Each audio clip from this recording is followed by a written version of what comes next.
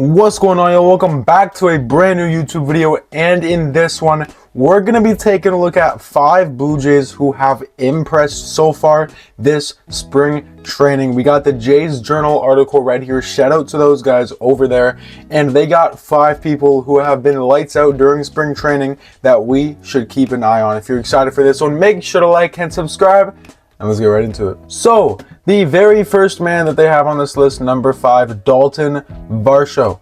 Varsho didn't take long to find his swing this spring as he launched a 382-foot blast in just his second plate appearance. He punished an elevated 98-mile-per-hour fastball, which historically has been his weakness, and displayed some of the same pop he had while healthy last year. The Jays are surely hoping he can continue to supplement the middle of the order with a refined all-fields power stroke to pair with his elite outfield defense. When I watched Dalton Varsho this spring, I also noticed how well he hit high fastballs.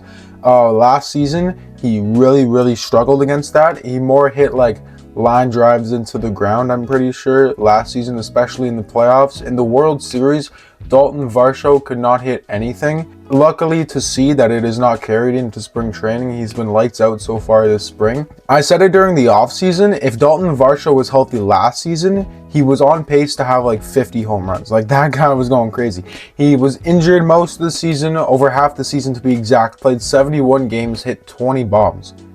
If you don't know how ridiculous 20 bombs in 71 games is, then you're sleeping and you don't know ball. You're all right. So my early prediction for Dalton Varsho was that he would hit 35 homers plus this season. A lot of people, don't agree with that, and I'm not saying that you should agree with it or you shouldn't agree with it. That's just what I think, and I think that's not even that crazy of a take. So to see Dalton Varsho still having that same pop as he did last year, even in such a short sample size in spring training or in 71 games in the regular season, it's great to see that he's carried what he had from last year over into spring, and good to see that he's bounced back, because in the playoffs he wasn't too bad. Defense was still outstanding, but it's good to see that he's kind of bounced back from where he was in the playoffs last season. Hopefully he can stay healthy this year and get to that at least 30.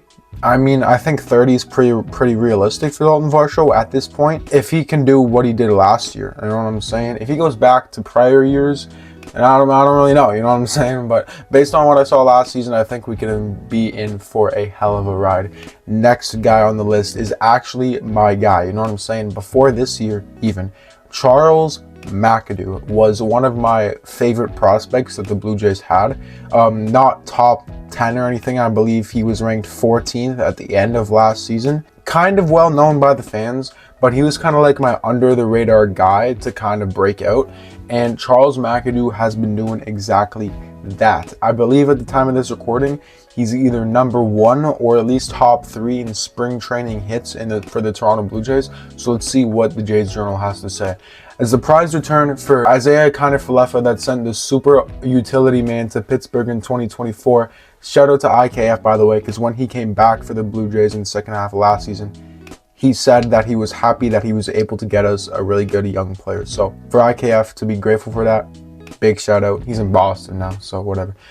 Charles McAdoo has quickly raised eyebrows this spring. While known more as a bat-first type of player, McAdoo has proved the consensus evaluations of his defense being lacking are wrong in just the first week of action, flashing the leather at both third base and first base comfortably. He's swinging it well too, having posted a 1.174 OPS. That is kind of insane. The defense so far from Charles McAdoo, the arm power this man has, it kind of reminds me of a young Vladdy. Obviously, it's not the same as Vladimir Guerrero Jr. Vladimir Guerrero Jr.'s arm power is insane, but Charles McAdoo, just the way he reads the ball, he knows when to go up, he knows when to drop back. And the fact that he can make on-the-run throws really accurate, really strong. And with the hitting, he's not going to hit like 25 home runs, but he's going to get on base. He's going to put contact on the ball, and that's kind of who Charles McAdoo is. I feel like when you're young, you got to find who you are as a player, and Charles McAdoo, he's doing a great job at finding who he is as a player. So great to see that he's doing good this spring. I really hoped that he would do good, and he's doing great, so you love to see it. And I believe he's in AA right now, so I don't know who's ahead of him in AAA, but if he doesn't get called up to AAA, I don't really I don't really know what we're doing. Obviously, we have Addison Barger, Kazuma Okamoto at third base right now, so we don't need him, but call up the AAA, and then maybe if there's an injury on the Major League roster, he can be very good. The third guy that I have on the list is Josh Kasavage. Josh Kasavage, widely regarded as a plus defender with both 55 grade evaluations for his arm and fielding ability.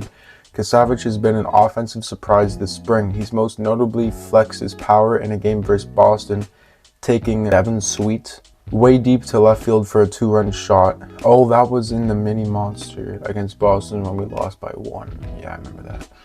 If Kasavage can keep it up with the bat and continue to impress with the glove, he looks to give the out of options Leo Jimenez a run for his money in a similar backup infielder type of role. I don't know how long Leo Jimenez has left on this team. He's kind of on the older side, and he's kind of been up and down in the major leagues and in the minor leagues. I feel like if Josh Kasavage can keep up what he's doing right now, he should probably pretty easily take that spot away from Leo Jimenez. And maybe even if he's good, he can maintain a bench role in the MLB.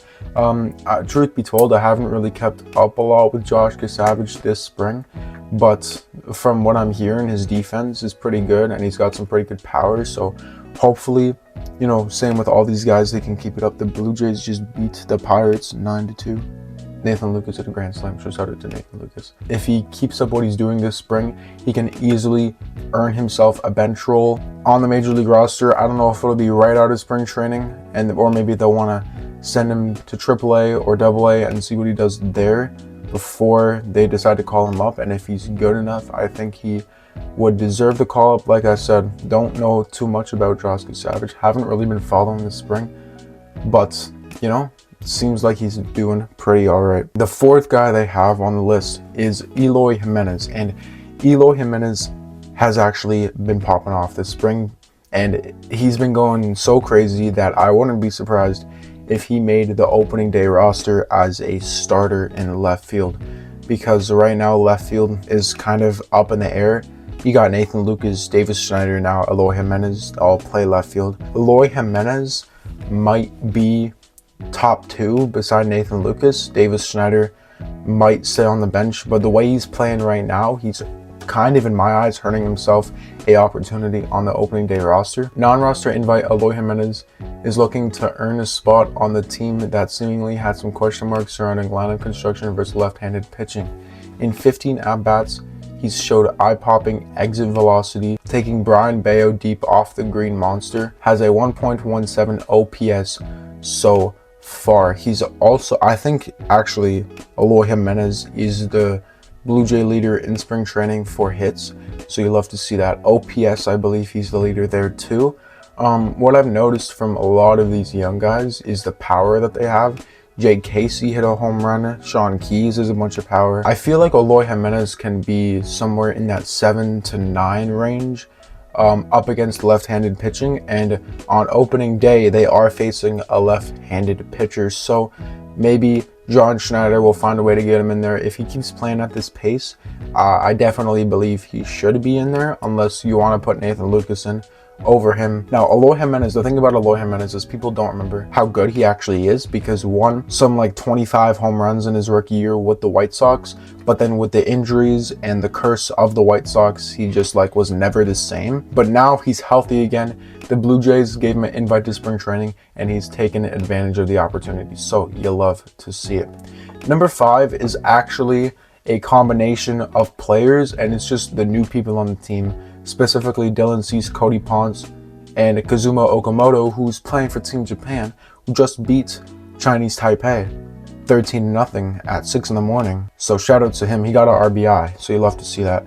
All 3 of these guys deserve to be mentioned as well, with how much promise they've shown in the first week. Dylan Cease didn't mess around in his first outing Saturday afternoon, touching 99 miles per hour and punching Philadelphia's elite in Kyle Schwarber and Bryce Harper. Cody Ponce's StatCast data showed promising signs, flashing a 96 mile per hour average velocity with a devastating changeup and cutter combo, and he had 2 strikeouts in an inning of work.